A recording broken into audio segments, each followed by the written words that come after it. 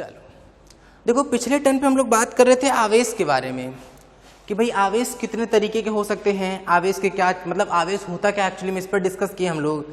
फिर आवेश की खोज कौन क्या, इसके बारे में बात किए।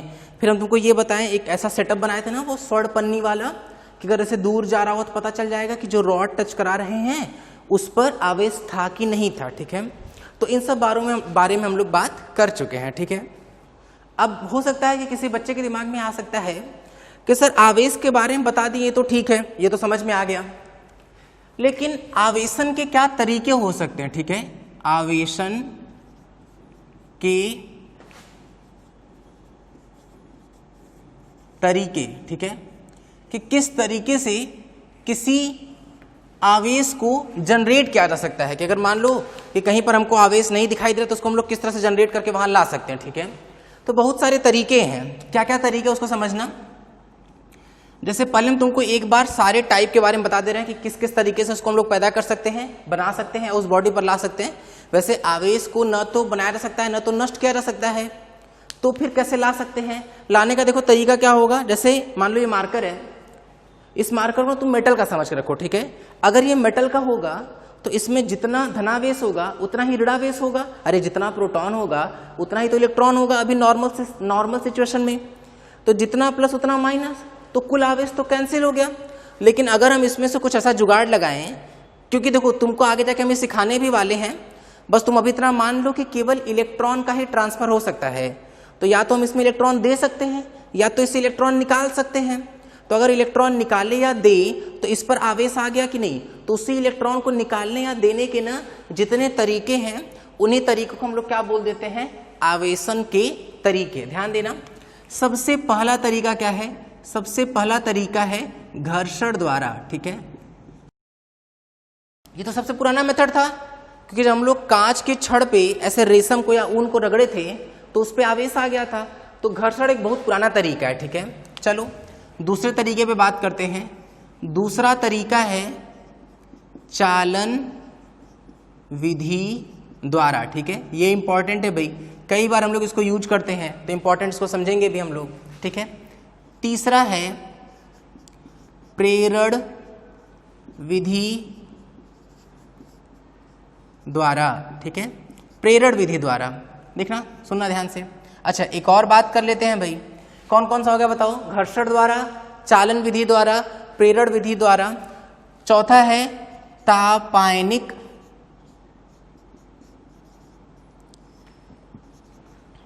उत्सर्जन। अरे बड़ा वो लिख दिया क्या, गड़बड़ हो जाएगा, उत्सर्जन द्वारा। ठीक है, तापायनिक उत्सर्जन द्वारा। और पांचवा है, ये हम लोग का ना, ये हम लोग का एक चैप्टर भी बनेगा जाके, क्या बोलेंगे इसमें, प्रकाश विद्युत प्रभाव द्वारा।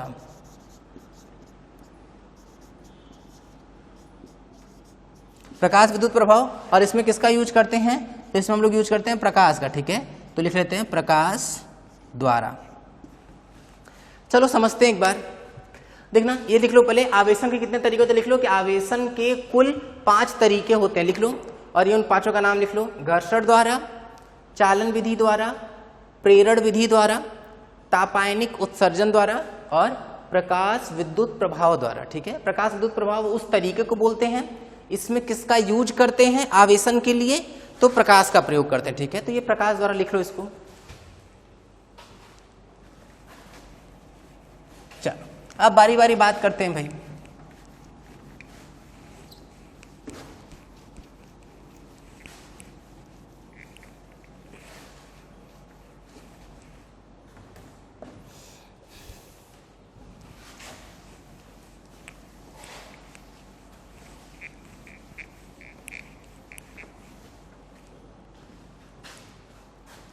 देखो सबसे पहला मेथड है घर्षण द्वारा, सुनना ध्यान से, घर्षण द्वारा।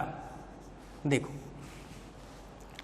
अगर हम घर्षण की बात कर रहे हैं तो ये तुम्हें एकदम आसानी से समझ में आना चाहिए। अभी तुम एकदम दिमाग में बैठा के रखो कि हमेशा किसी वस्तु से ना इलेक्ट्रॉन का ही ट्रांसफर होता है। चलो हम तुमको हल्का फुल्का समझाते हैं कैसे, देखना। वैसे एक दो बार और हम इस बारे में बात करेंगे। देखो जैसे मान लो कोई रॉड है, कोई भी रॉड या कोई भी वस्तु बहुत सारे एटम से मिलकर बना है कि नहीं, बहुत सारे परमाणु से मिलकर बना है। अच्छा, किसी भी परमाणु में किसी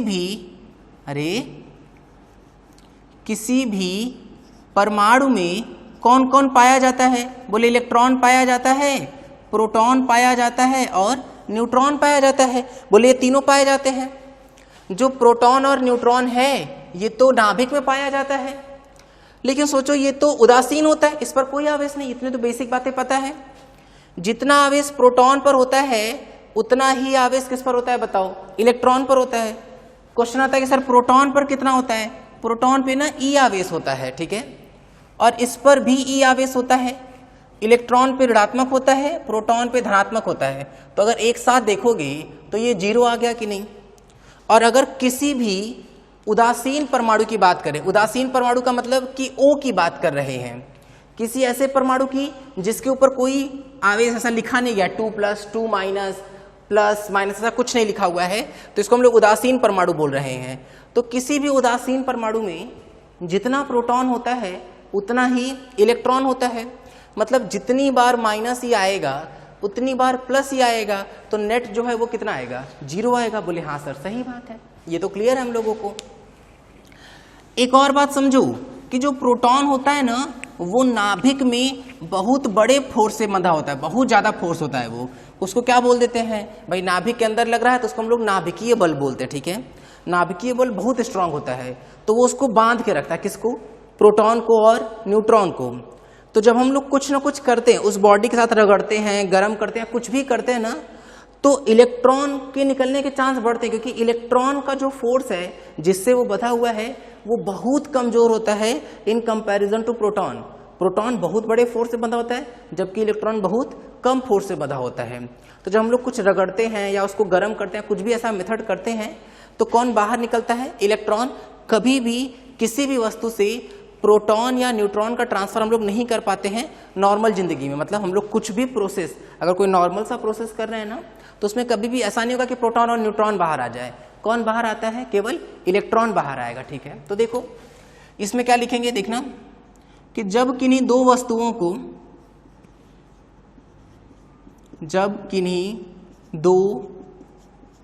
को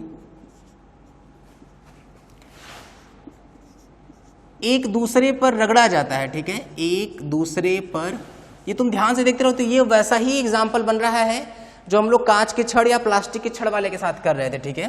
किन्हीं दो वस्तुओं को एक दूसरे पर रगड़ा जाता है।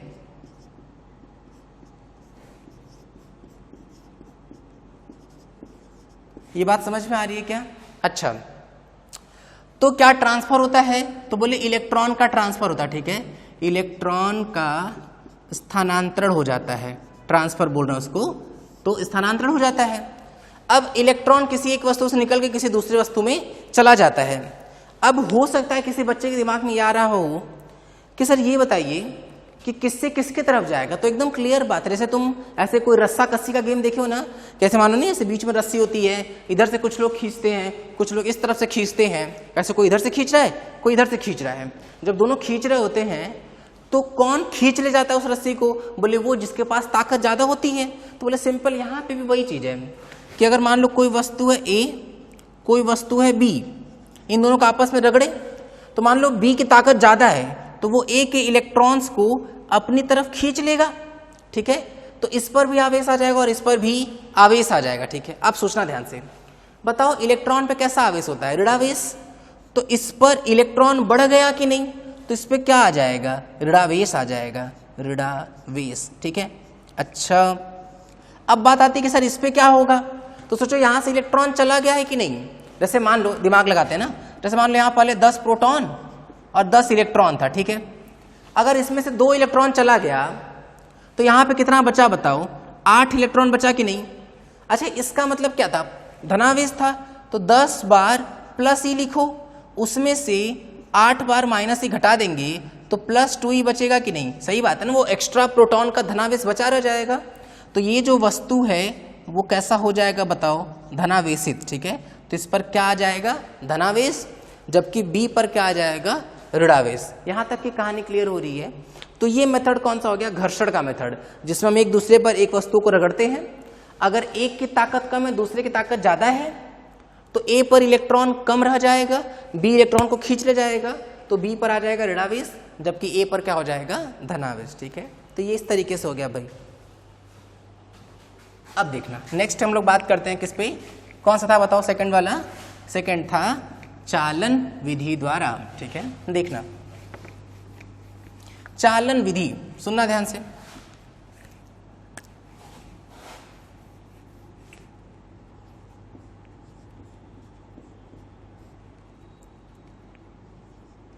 चालन द्वारा देखो, दिमाग लगाते हैं एक बार।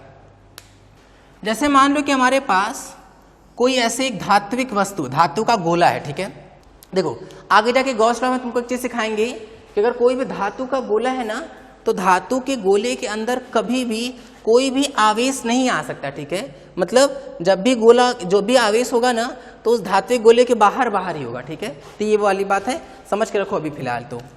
तो हम लोग क्या लिए, एक उदासीन धात्विक गोला ले लिए, उदासीन धात्विक गोला। ठीक है, अच्छा उदासीन है मतलब इस पर कोई भी धनावेश या ऋणावेश नहीं है। अच्छा ठीक है, अब क्या कर रहे हैं ना कि इसके पास हम एक रॉड लेके आए, ऐसे एक रॉड है मान लो बी, इस पे पूरे पर प्लस फैला हुआ है, ऐसे प्लस फैला हुआ। बोले अच्छा ठीक है सर, प्लस फैला हुआ है। इसको ना मान लो हाथ में हम लोग कुछ ऐसा रबड़ का दस्ताना पहने हुए। रबड़ का दस्ताना क्यों पहन रहे हैं, क्योंकि रबड़ जो है वो कुछ अलग होता है। इसको लेके गए इसके पास और इस ए और बी को क्या किए, टच करा दिए। ठीक है, मतलब बी को आगे लेके बढ़ा दिए हैं, ये बी यहाँ पे खत्म कर देते हैं और इसका ये वाला हिस्सा बढ़ाकर इससे टच करा देते हैं। ठीक है, तो ये वाला हिस्सा जो है इसको टच कर लिया। अब जब ये हिस्सा इसको टच करेगा तो देखो यहाँ ज्यादा आवेश है कि नहीं, यहाँ कम आवेश है, तो आवेश का प्रवाह शुरू हो जाएगा। अब हम जैसे इसको टच कराएं, बी को ए से टच कराते हैं, देखो बी पे बहुत सारा आवेश फैला हुआ है, तो और ए पर कोई आवेश नहीं है। तो जब हम टच कराते हैं ना, तो बी का कुछ आवेश ए पर आ जाएगा। और अभी हम तुमको थोड़ी देर पहले बताए हैं कि ए धात्विक गोला है और धात्विक गोले के अंदर कोई भी आवेश नहीं आता है। कहाँ आता है, बोले सतह पर आता है। तो जब ये आवेश कुछ इससे लेगा ना, तो थोड़ी देर बाद जब तुम अब रॉड को दूर करोगे तो कैसा दिखाई देगा तुमको कि भाई ए जो है उस पर अब कुछ प्लस आ चुका होगा, ऐसे इस तरह से, और जो बी है ना उसको हम लोग ऐसे दूर कर दिए, तो इस बी पे अब जो कुछ प्लस है वो कम हो गया होगा। ठीक है, लेकिन देखो शुरुआत में गोले ए पर कोई आवेश नहीं था, लेकिन अब उस पर कुछ ना कुछ आवेश है कि नहीं। तो ध्यान दो, इसी मेथड को हम लोग क्या बोल देते हैं, चालन विधि द्वारा आवेशन। किसी एक आवेशित वस्तु द्वारा स्पर्श करा के किसी दूसरे वस्तु को आवेशित किया जाता है, उसमें हम लोग क्या बोलते हैं, उस विधि को हम लोग क्या बोल देते हैं बताओ, चालन विधि बोलते हैं। ठीक है, तो ये हम लोग की कौन सी विधि हो गई, चालन विधि। ठीक, अब देखो ध्यान से, देखो हम लोग के एनसीईआरटी में ना चार्जिंग का, आवेशन का केवल एक ही मेथड बहुत अच्छे से डिस्कस किया गया है। कौन सा आवेशन का तरीका है, वो तीसरा तरीका। तीसरा तरीका क्या था बताओ, तीसरा तरीका था आवेशन का प्रेरण विधि। ठीक है, तो लिख लेते हैं हम लोग प्रेरण विधि द्वारा। ठीक है, ये बहुत इंपॉर्टेंट है भाई, ध्यान से समझना इसको। देखो इसको ना एग्जाम्पल के तौर पर समझते हैं, दिमाग लगाना। देखो तुमको ये कुछ कुछ जगह पे ना चालन विधि जैसा लग सकता है, लेकिन हम तुमको शुरू में ही बता देते हैं, चालन में और प्रेरण में सबसे बेसिक डिफरेंस यही है कि चालन में वस्तुओं को आवेशित करने के लिए स्पर्श कराया जाता है, जबकि प्रेरण विधि के लिए उन वस्तुओं को स्पर्श नहीं कराया जाता है, मतलब आवेशित वस्तु दूर ही रहती है। चलो ध्यान देना एक बार, देखो ये क्या है, दो गोले लिए गए। ठीक है, दो अनावेशित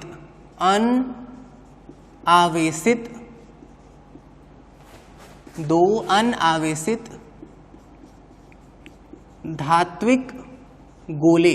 ठीक है, दो अनावेशित धात्विक गोले लिए गए हैं और उन दोनों को देखो दिख रहा है तुमको, स्पर्श करा के रखा गया है। फिर क्या कर रहे हैं ना, इसके पास एक रॉड लेके आ रहे हैं। देखो इसके पास एक रॉड लेके आए, ये लेट से मान लेते हैं हम लोग क्या कि इस पे धनावेश है अगेन। ठीक है, तो पूरा ऐसे धनावेश फैला हुआ है। बोले सर ठीक है, अब क्या हो रहा है, दिमाग लगाना। अभी हम तुमको थोड़ी देर पहले क्या बताए थे कि जैसे अगर ये लोहे का है, मान लो एक बार को कि अगर ये लोहे का है तो इसमें परमाणु होगा, नाभिक होगा, और अगर कुछ नहीं लिखा है तो समझ लो कि भाई ये उदासीन है, और उदासीन धातु में जितना प्लस होता है उतना ही माइनस होता है। मतलब इसके अंदर देखो, जब हम आवेशित अनावेशित बोल रहे हैं ना, इसका ये मतलब नहीं कि इसके अंदर आवेश ही नहीं, आवेश है लेकिन कोई नेट आवेश नहीं है। अरे नेट जीरो है कि नहीं, इस पर भी नेट जीरो है कि नहीं। अरे हो सकता है इसमें कई हजार इलेक्ट्रॉन हो, कई हजार प्रोटॉन हो, लेकिन जितने हजार इलेक्ट्रॉन है उतने ही हजार प्रोटॉन है, तो वो कैंसिल हो गया, तो उस पर कोई भी ना नेट आवेश नहीं है। तो ऐसे कंफ्यूज मत होना।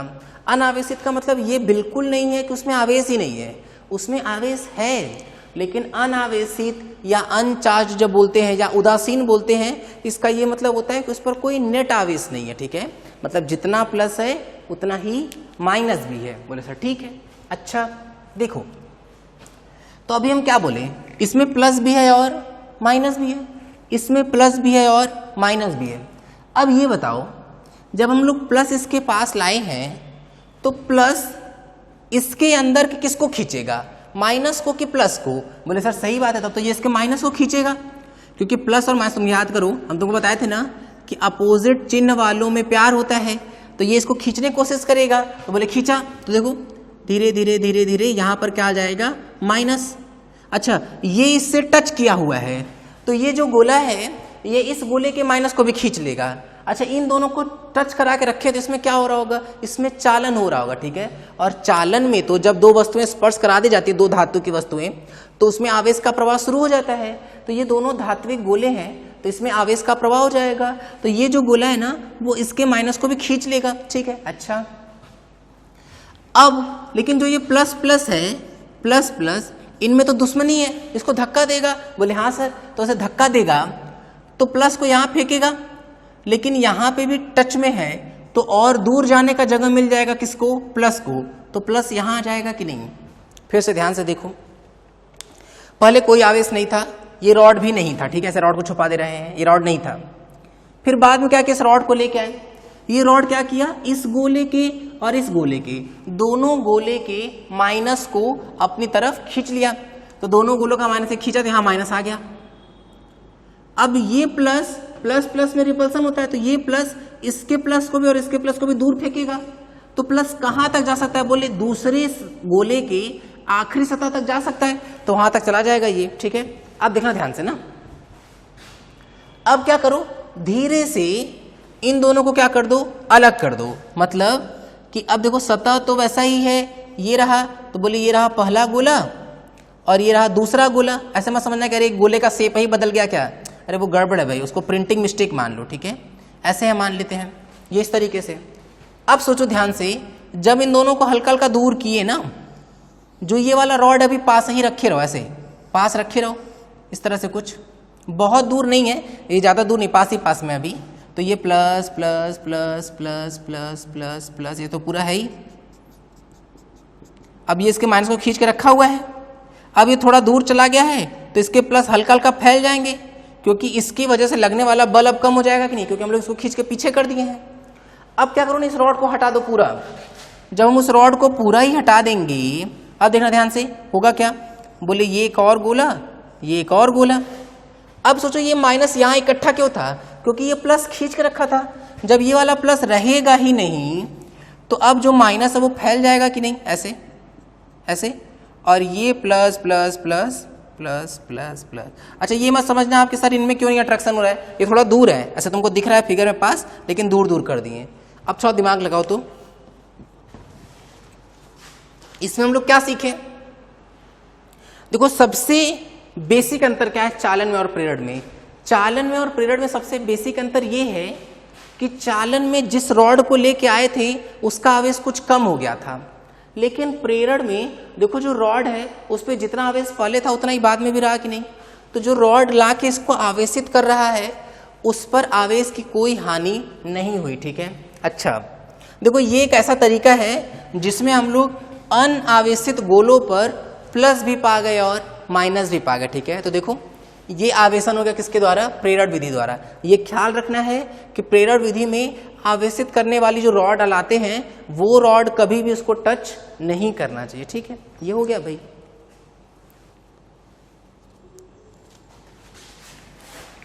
अब देखते हैं, आगे बढ़ते हैं, कौन सा है? अब है हम लोगों का ताप आयनिक उत्सर्जन।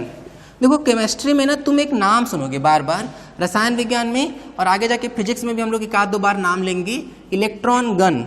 मतलब एक ऐसी बंदूक जिससे गोली नहीं निकलती है, क्या निकलती है बताओ? इलेक्ट्रॉन निकलता है।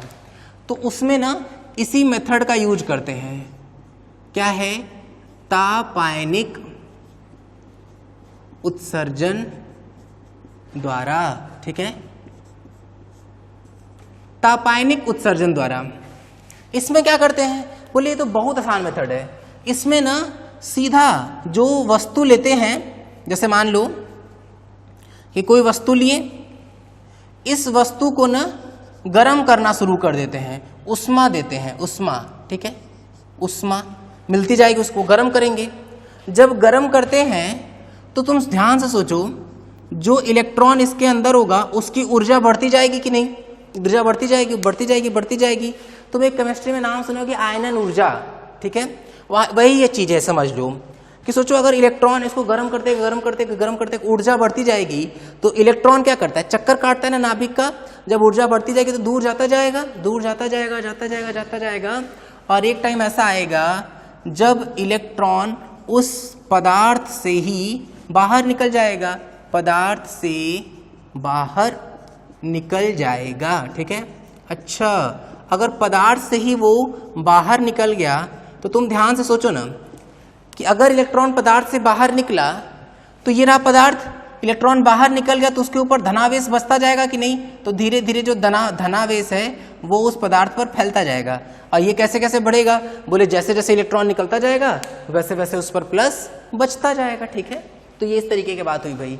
ताप आयनिक उत्सर्जन तुमको नाम से क्लियर होना चाहिए कि ताप से आयनाइज करते हैं और इलेक्ट्रॉन उत्सर्जित होता है, ठीक है, ताप के थ्रू, ठीक है। तो उसका टेम्परेचर बढ़ाते जाते हैं, धीरे धीरे टेम्परेचर इतना बढ़ जाता है कि जो इलेक्ट्रॉन है वो उस वस्तु से ही बाहर निकलने लगता है, ठीक है। देखो मेन कहानी अगर तुम समझ रहे होगे ना तो इलेक्ट्रॉन की ही है। इलेक्ट्रॉन को जितने तरीके से हम निकाल सकते हैं या उसमें इंजेक्ट करा सकते हैं, डाल सकते हैं उसमें, वही क्या बन जाएगा? आवेशन का तरीका बनेगा। लास्ट देखो भाई, प्रकाश द्वारा। इसको हम लोग प्रकाश विद्युत प्रभाव भी बोल सकते हैं। यही हम लोग का आगे जाके चैप्टर बन जाएगा, फोटो इलेक्ट्रिक इफेक्ट, ठीक है, PEE बोलते हैं। तो तुमको पूरा एक चैप्टर ही मिलेगा। तुम्हें याद है हम एक चैप्टर नाम लिखे थे विकिरण की द्वैत प्रकृति, उसमें ये मिलेगा, देखना। अच्छा, प्रकाश द्वारा कैसे भाई? जैसे मान लो कि मेटल है, ठीक है, मेटल, तो इसमें मान लेते हैं कि भाई इलेक्ट्रॉन को बाहर आने के लिए मान लो इतनी ऊर्जा चाहिए। कितनी ऊर्जा? 2 इलेक्ट्रॉन वोल्ट। इलेक्ट्रॉन वोल्ट ना ऊर्जा का मात्रक होता है, अभी बस इतना समझ लो। अगर मान लो कि हम लोग इस पर लाइट गिराते हैं, ऐसी लाइट जिसकी ऊर्जा लेट से 10 इलेक्ट्रॉन वोल्ट है, तो इलेक्ट्रॉन बाहर निकलने का चांस हो जाएगा कि नहीं? तो ऐसे केस में भी जो मेटल है उससे इलेक्ट्रॉन बाहर आना शुरू हो जाएंगे। भाई जब मेटल प्लेट से इलेक्ट्रॉन ही बाहर आ जाएगा तब तो उस मेटल प्लेट पर भी प्लस आने लगेगा कि नहीं? तो तुम देखो ना कि हम लोग उस प्लेट पे भी धनावेश ले आए कि नहीं? किस विधि द्वारा? प्रकाश द्वारा, कि प्रकाश डालें और इलेक्ट्रॉन बाहर आया। लेकिन कंडीशन यही है कि जितनी कम से कम ऊर्जा चाहिए इलेक्ट्रॉन को बाहर आने के लिए, गिरने वाले प्रकाश की ऊर्जा इससे तो ज़्यादा ही होनी चाहिए, ठीक है। जैसे अगर मान लो केवल 1 इलेक्ट्रॉन वोल्ट रहा तब तो कभी नहीं आएगा इलेक्ट्रॉन बाहर, लेकिन अगर 3 इलेक्ट्रॉन वोल्ट रहा तो बाहर आ सकता है, ठीक है। ऐसे 10 इलेक्ट्रॉन वोल्ट रहा तो भी इलेक्ट्रॉन बाहर आ सकता है, ठीक है। तो ये आवेशन के टोटल हम तुमको 5 तरीके सिखा दिए, जिन जिन तरीकों से किसी भी पदार्थ, वस्तु या किसी भी धात्विक मेटल को या अधात्विक मेटल को भी आवेशित किया जा सकता है, ठीक है। अब हम लोग ये तो बात कर लिए भाई। अब हो सकता है तुम्हारे दिमाग में ये आना चाहिए भाई कि सर हम लोग अभी आवेश के बारे में बात किए कि आवेश क्या होता है, क्या कितने तरीके का होता है, ये तो बात कर चुके थे। अगर हम बताए थे ना कि बेंजामिन फ्रैंकलिन बताए थे कि धनावेश होता है और ऋणावेश होता है। अब आज हम लोग ये सीख लिए अभी तक कि भाई आवेशन के कितने तरीके हो सकते हैं, ठीक है। अब हम लोग का अगला है कि आवेश के क्या क्या गुण होते हैं, आवेश के गुण, ठीक है, कि कौन कौन से गुण पाए जाते हैं आवेश में। क्योंकि देखो तुमको जितना ज़्यादा ये क्लियर होगा ना, आगे जाके हम लोग को उतनी ही आसानी होने वाली है। तुम एक बात अच्छे से अपने दिमाग में एकदम क्लियर बैठा लो ये चीज़ कि आवेश ही पढ़ना है। तुमसे कई बार ये बता भी चुके हैं कि आवेश ही पढ़ना है, बहुत मेजर में हम लोग को 12th में। तो जितना ज़्यादा अच्छे से हम लोग आवेश को जान जाएंगे उतना बेहतर तरीके से हम लोग आगे समझ पाएंगे आवेश के बारे में, ठीक है। तो सबसे पहले बहुत बेसिक सी बात करते हैं भाई कि आवेश को किससे प्रदर्शित करते हैं। तो आवेश को किसी किसी किताब में स्मॉल क्यू से दिखाया गया है, किसी किसी किताब में कैपिटल क्यू से दिखाया गया, ठीक है। तो आवेश को स्मॉल क्यू या कैपिटल क्यू से प्रदर्शित करते हैं, ठीक है, प्रदर्शित करते हैं, ठीक हो गया। अच्छा, और ध्यान देते हैं भाई। अब हम लोग बात करते हैं किसकी, बताओ, मात्रक की, कि आवेश का क्या मात्रक होता है। देखो आवेश का तो एक तो बहुत सिंपल सा मात्रक है कूलॉम, इसको C से दिखाते हैं, ठीक है, कूलॉम हो गया ये। या फिर ना केमिस्ट्री में तो हम लोग एक यूज करते हैं, क्या बताओ, जब तुम विद्युत रसायन चैप्टर पढ़ रहे होगे तो वहां हम लोग यूज करते हैं फैराडे, ठीक है। तो ये दोनों किस में है, ये दोनों SI में या फिर MKS की बात कर रहे हैं तो उसमें होता है, ठीक है। MKS सिस्टम होता है ना, SI सिस्टम या MKS सिस्टम, उसमें कूलॉम या फिर फैराडे।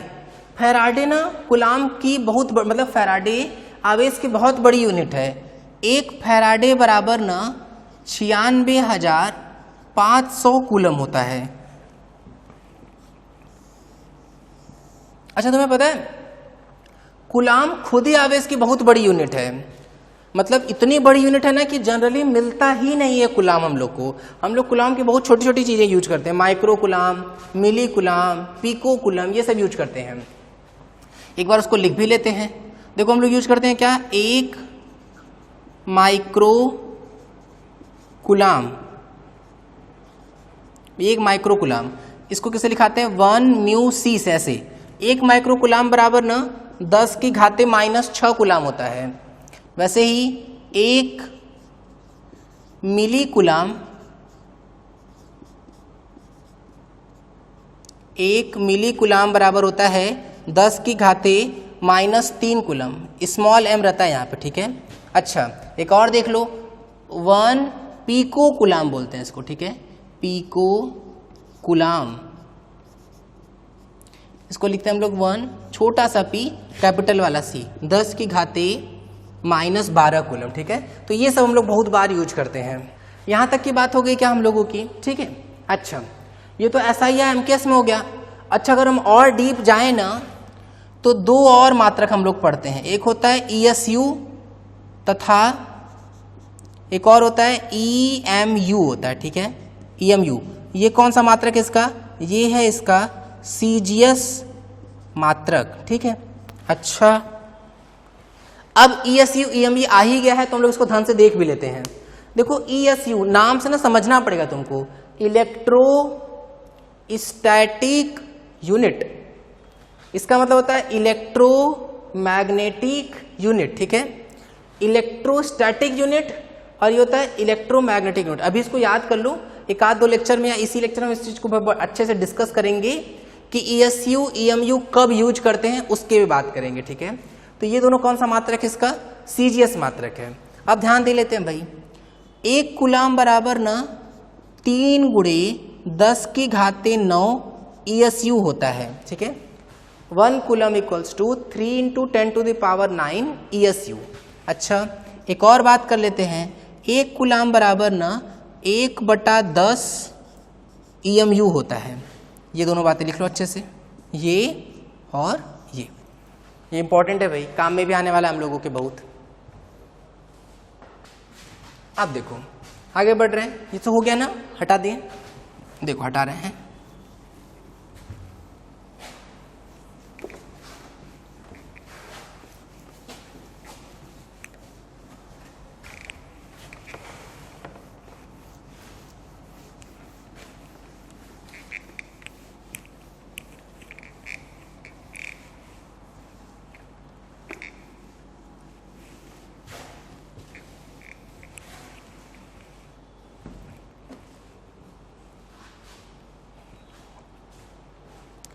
हो गया यहाँ तक। अब देखो सेकंड पे आते हैं भाई, दूसरा प्रॉपर्टीज का, इसको हम लोग बोलते हैं क्या है, ये आवेशों की योज्यता।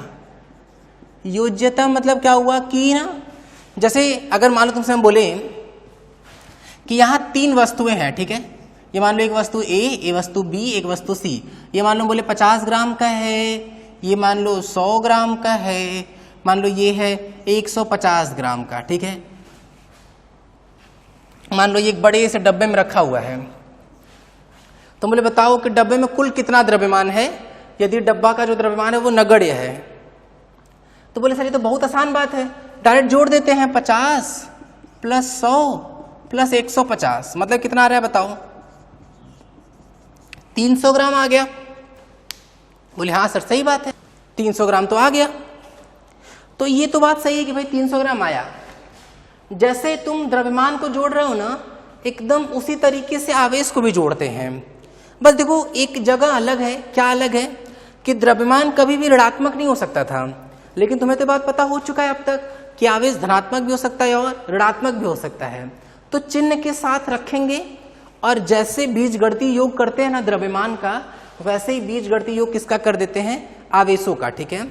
मतलब कि अगर मान लो कोई एक डब्बा ले, कोई भी एक ऐसा सिस्टम ले जिसमें बहुत सारे आवेश रखे हैं, कुछ धनावेशित हैं, कुछ ऋणावेशित हैं, अगर कुल आवेश बोला जाएगा तो चिन्ह के साथ सबको जोड़ देंगे, और जो जोड़ने पर आएगा वही उस डब्बे में या उस सिस्टम में रखा हुआ कुल चार्ज होगा, ठीक है। मतलब देखो इसको लिखते हैं हम लोग, द्रव्यमान की भांति, द्रव्यमान की भांति आवेशों को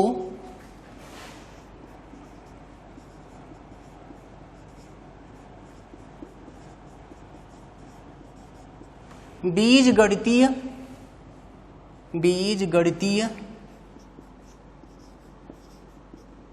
नियम के आधार पर जोड़ा जा सकता है। देखो क्या लिखे हैं बताओ, आवेशों की योज्यता में हम लिखें कि जिस तरह से द्रव्यमान को जोड़ते हैं ना, उसी तरह से आवेशों को बीजगणितीय नियम के आधार पर जोड़ा जा सकता है। जैसे एकदम सिंपल बात हम तुमसे बोले कि मान लो, इसको ना उदाहरण के तौर पर समझते हैं, उदाहरण देखना ध्यान से, कि हमारे पास मान लो एक जगह है -3 कूलम, एक जगह है +10 कूलम, एक जगह है -15 कूलम, एक जगह है -4 कूलम, ऐसे लिखा हुआ है। बोला गया कि बताओ कि टोटल जो आवेश है Q नेट वो कितना है। चलो बताओ कितना आएगा। 1 मिनट के लिए वीडियो रोको और सोचो जल्दी से, सोच समझ लिए हैं क्या। देखो जब हम बोलते हैं ना वीडियो रोकने के लिए, तो जरूर से वीडियो रोक के एक बार क्वेश्चन को ट्राई कर लिया करो। ऐसे क्या होगा, जैसे मान लो अगर तुम क्लास में होते तब तो हम तुमसे यही ना करवा रहे होते कि नहीं भाई ऐसा करो कि अभी हम रोक देते हैं यहाँ पे क्वेश्चन, और तुमसे बोलते हैं चलो कॉपी पेन पे पहले ट्राई कर लो। क्योंकि देखो ट्राई करने से तुमको ये फायदा मिलेगा ना कि तुमको एक बात तो क्लैरिटी में आ जाएगा कि अच्छा तुम यहाँ तक बात समझ पाए हो कि नहीं। दूसरी एक और बात की हो सकता है कि तुमको कुछ डाउट में आ जाए अपना, और वो जो डाउट है वो हम जाके आगे क्लियर कर दे, तुमको बहुत बेहतर अच्छा लगेगा। तो इस बात को समझो कि जब भी हम तुमसे ये बोले ना कि यहाँ पे वीडियो पॉज करो, क्योंकि जब हम वीडियो पॉज करवाएंगे ना तुमसे, तो हम यहाँ साफ बोलेंगे कि तुमको वीडियो कितनी देर तक रोकना है, क्योंकि उतनी देर तक में वो क्वेश्चन या तो बन जाएगा, और अगर उतनी देर में वो क्वेश्चन नहीं बना तो फिर इसका मतलब कि या तो तुमको पुरानी बात बेहतर समझ में नहीं आई है, या तो फिर कहीं ना कहीं कुछ ना कुछ मिस्टेक करो, ठीक है। तो फिर उतने देर के बाद वीडियो चालू करो और देखो कि कैसे किए हैं, और फिर वीडियो पॉज करके देख लो एक बार कि तुमको पूरा समझ में आया है कि नहीं। क्योंकि अगर लगातार तुम ऐसे बस देखते रहोगे ना, तो तुम्हारा बस ऐसे रामायण महाभारत जैसा चलता जाएगा एपिसोड की तरह से, तो कुछ बहुत बेहतर समझ नहीं पाओगे, ठीक है। तो ध्यान दो, जब टीचर तुमसे बोले कि क्वेश्चन रोक के, हम तुमसे हर बार जब भी क्वेश्चन देंगे ना, तो हम हर बार तुमसे ये बोलेंगे कि वीडियो रोको, और कोशिश ये करेंगे कि तुमको हर बार हम मेंशन जरूर करेंगे कि कितनी देर तक के लिए वीडियो रोकना है। तो उतनी देर वीडियो रोक के ना क्वेश्चन को जरूर से जरूर ट्राई करना है, ठीक है। देखो ध्यान से, अभी हम तुमको क्या बताएं कि भाई द्रव्यमान की भांति आवेशों को बीजगणितीय नियम के आधार पर जोड़ा जा सकता है, और यहाँ पे लिख लो तथा या फिर ऐसे लिख लेते हैं केवल कि आवेशों को जोड़ते समय चिन्ह के साथ रखा जाता है, चिन्ह के साथ रखा जाता है। ठीक है, बोले अच्छा ठीक है सर, शुरू करते हैं। देखना, -3 +10 -15 -4।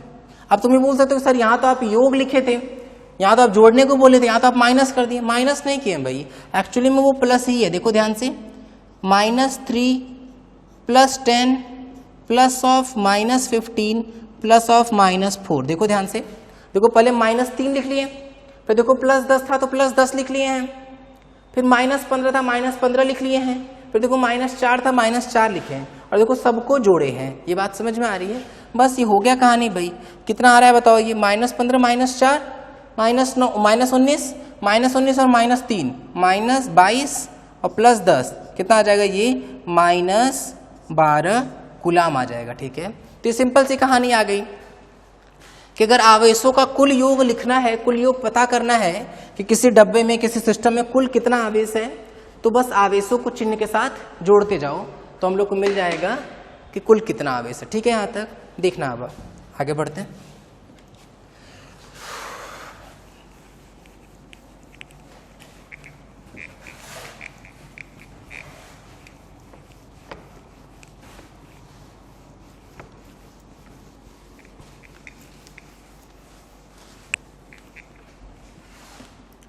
देखो अगला गुण है आवेशों का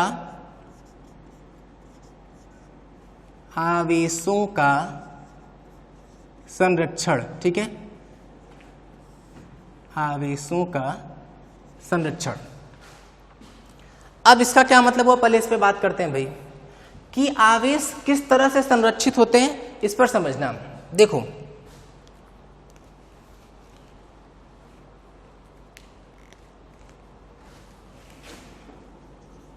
आवेशों को, पहले हम लिख ले रहे हैं एक बार, आवेशों को न तो नष्ट किया जा सकता है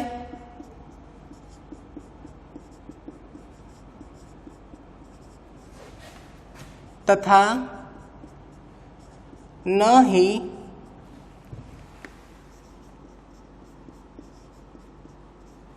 बनाया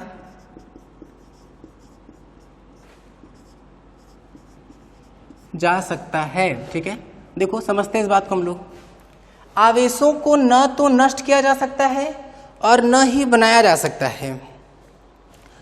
कभी भी ऐसा नहीं होगा भाई, कभी ऐसा नहीं कर सकते। इस पूरे यूनिवर्स में ना, पूरे विश्व में, पूरे ब्रह्मांड में जितना भी आवेश 150, 200, 500 साल पहले था, उतना ही आवेश 150, 200, 500 साल बाद भी रहेगा। आवेश को न तो बना सकते हैं, न ही नष्ट कर सकते हैं। अब तुम्हारे दिमाग में सबसे पहला क्वेश्चन ये आएगा कि सर आप शुरू में तो यही कर रहे थे कि भाई धनावेश आ गया, ऋणावेश आ गया, ये आ गया, वो आ गया। तो ये जो बात हम बोल रहे हैं ना, ये तथ्य पूरे समूह के लिए लगाते हैं, न कि किसी एक वस्तु के लिए। देखो ये इंपॉर्टेंट बात है भाई, जैसे तुम्हारे दिमाग में जो कंफ्यूजन आ रहा है वो यहां से एकदम अच्छे से क्लियर हो जाना चाहिए कि जो हम ये तथ्य बोल रहे हैं, जो हम ये फैक्ट बोले ना, ये पूरे समूह के लिए, समूह को इंग्लिश में हम लोग सिस्टम बोलेंगे, पूरे सिस्टम के लिए लगाना है। पुरानी बातों से शुरू करते हैं ना। जैसे मान लो ये कांच का है, कांच के छड़ पे जब ऊन रगड़ रहे थे तो कांच के छड़ पे हो सकता है प्लस आया हो या हो सकता है माइनस आया हो। तो तुम्हारे दिमाग में क्या आएगा, कह रहे सर शुरू में तो ये उदासीन था, इस पे बाद में प्लस आ गया, इसका मतलब आवेश तो इस पे पैदा किए, या माइनस आ गया तो आवेश इस पे पैदा किए। बोले नहीं, क्योंकि उसके अपोजिट इस पे आया। देखो हुआ क्या होगा कि जब ए पर हम बी को रगड़े होंगे, ए और बी, ठीक है, तो देखो ऐसा हुआ होगा, हो सकता है कि इससे 2 इलेक्ट्रॉन निकल के बी में आ गया होगा, तो ए पर 2 इलेक्ट्रॉन क्या हो गया, कमी हो गई। 2 इलेक्ट्रॉन की क्या हो गई बताओ, कमी हो गई। तो इलेक्ट्रॉन जब कम हो जाएंगे तो इस पर धनावेश आता था, तो इस पर +2e आएगा कि नहीं, क्योंकि 2 प्रोटॉन ज्यादा हो गए जिनका आवेश कैंसिल नहीं हो पाएगा, ये हम तुमको पहले समझा चुके हैं। इस पर 2 इलेक्ट्रॉन की अधिकता हो गई। अगर यहां 2 इलेक्ट्रॉन बढ़ गया होगा तो इस पर तो -2e आ जाएगा, जबकि इस पे क्या आया था बताओ, +2e। तो ये है A और ये है B, ये बात समझ में आ रही है। तो इससे 2 इलेक्ट्रॉन निकल के इसमें आ गए हैं, तो A पर क्या आ गया बताओ, धनावेश, जबकि इस B पर क्या आ गया बताओ, ऋणावेश। यहां तक की बात क्लियर हो रही है। तो ये इस तरह की कहानी। बोले हाँ सर सही बात है। बस अब तुम देखो ना, ये बताओ शुरू में A और B पर कुल कितना आवेश था, बोले 0। अरे ना A पर आवेश था ना B पर आवेश था। आवेश समझते रहो बार बार, आवेश का मतलब हम नेट आवेश की बात कर रहे हैं। अच्छा, A और B पर बताओ बाद में कुल आवेश कितना, बोले फिर 0। अरे इस पर प्लस में 2e है, इस पे -2e है, जब ऐड करो तो फिर कैंसिल हो गया कि नहीं। तो देखो ये बात ख्याल रखना कि आवेश को न तो हम नष्ट किए हैं न ही जनरेट किए हैं, और ये बात हम लोग पूरे समूह के लिए लगा रहे हैं। अगर केवल A को देखोगे तब तुम कंफ्यूजन लगोगे, या केवल B को देखोगे तो कंफ्यूजन लगोगे। ख्याल रखो कि हमेशा A और B दोनों को एक साथ देखना है। यहाँ तक की कहानी क्लियर है। तो ये इस तरह से है भाई, ठीक है। तो पूरे समूह की बात करते हैं, कभी भी किसी एक की बात नहीं करते हैं। कोई एक बढ़ सकता है, कोई एक घट सकता है, लेकिन जब भी पूरे समूह की बात करेंगे ना, तो ये एक बात तो कंफर्म है कि जितना आवेश पहले था उतना ही आवेश बाद में रहेगा। और इसी नियम को क्या बोलते हैं हम लोग, आवेशों का संरक्षण, ठीक है। तो भाई ये 3 प्रॉपर्टी तो हम लोग की हो गई। चलो इस पर बेस्ड ना एक उदाहरण देखते हैं, समझ में आ जाएगा थोड़ा और अच्छे से। उदाहरण देखना ध्यान से। जैसे मान लो कि हमारे पास कोई एक डब्बा है, उस डब्बे में हमारे पास -3 coulomb +10 coulomb -15 coulomb +50 coulomb -2 coulomb ऐसे आवेश है, ठीक है। अब इसमें कुछ तो ऐसा जुगाड़ लगाया गया कि बाद में क्या हो गया, इस पर -3 कूलम +60 कूलम -15 कूलम -15 नहीं +15 कूलम आ गया, ठीक है। और फिर क्या आ गया, एक जो डब्बा है, एक जो x कूलम है, उसके बारे में कुछ नहीं पता है। तो पूछा जा रहा है कि बताओ x कितना हुआ। इसमें से ना आवेश कुछ डाला गया इसमें और ना कुछ आवेश लिया गया है। तो तुम सोचो जितना शुरू में इस समूह में आवेश रहा होगा उतना ही आवेश बाद में रहेगा कि नहीं। अब सोचो आवेश की योज्यता यहाँ लगा दो, ठीक है। अगर हम आवेश की योज्यता यहाँ लगाए, जोड़ ले सबको, तो हमको टोटल चार्ज यहाँ मिल जाएगा। यहाँ पे टोटल चार्ज निकाल लो, और अगर आवेश का संरक्षण नियम ये पालन करेगा तो शुरू में जितना आवेश है बराबर बाद को उतना आवेश को कर लेंगे, x आ जाएगा, ठीक है। तो चलो 2 मिनट के लिए वीडियो रोको और क्वेश्चन ट्राई कर लो एक बार। तो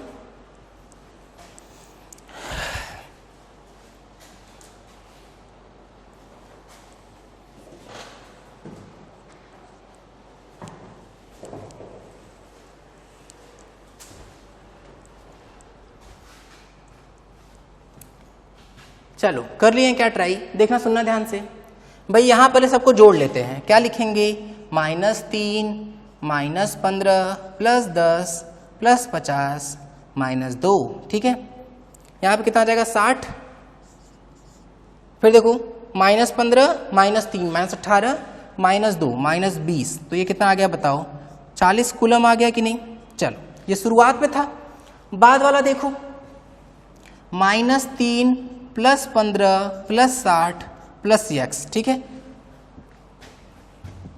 अब देखो यहां से x इक्वल, सबको इधर भगाओ, तो 60 और 15 कितना हो जाएगा ये बताओ, 75 -75 इधर जाके +3 और ये +40 से तो पहले से ही था, ठीक है। -75 और +40, 4 3 7, मतलब कितना आ जाएगा बताओ, ये -35 +3 मतलब कितना आ गया, -32। तो यहाँ से x की वैल्यू कितनी आ गई बताओ, यहाँ से x की वैल्यू आ गई -32 कूलम। देख लिया जाए एक बार क्या किए हैं, पहले शुरू में सबको जोड़े, -3 -15 प्लस 10 प्लस 50 माइनस 2, 50 10 60, 15 3 18, 2 20, 60 में से 20 40, फिर ये माइनस 3 15 और 60, 15 60 75, उधर गया माइनस 75 प्लस 3, माइनस 75 प्लस 40 कितना हो जाएगा माइनस 35, सही है। माइनस 35 में 3 जोड़ देंगे माइनस 32, तो x की जो वैल्यू आ जाएगी वो कितना आ जाएगी बताओ माइनस 32 कूलम, ठीक है। तो ये इस तरीके से भाई देखो यहाँ हम लोग दोनों प्रॉपर्टी का यूज किया, आवेश की योज्यता का भी और आवेशों के संरक्षण के बारे में भी यूज कर लिया, ठीक है। चलो थोड़ा सा और आगे बढ़ते हैं। एक उदाहरण था ये, एक और उदाहरण लेते हैं। मान लो उदाहरण नंबर 1 था, चलो उदाहरण नंबर 2 देखते हैं ना। अब इसमें से हम फिर से आवेशों को बदल रहे हैं, करना वैसा ही कुछ है, तुमको x के बारे में पता लगाना, ठीक है। मान लो ना अब शुरू में नहीं पता था, देखो ये मान लो है 3 coulomb minus 6 coulomb plus 5 coulomb, ठीक है। और यहाँ पे मान लो ये x कूलम, फिर कुछ तो सा जुगाड़ उगाड़ लगाया गया इसमें, फिर बाद में मिल गया क्या माइनस 2 कूलम माइनस 8 कूलम और minus of 3 coulomb plus 10 coulomb, ऐसे कुछ है। ये ना इसको प्लस कर लेते हैं। चलो अब बताओ कि जो ये x है वो कितना है। फिर से ऐसा करो 2 मिनट के लिए वीडियो रोको और क्वेश्चन ट्राई कर लो तो एक बार।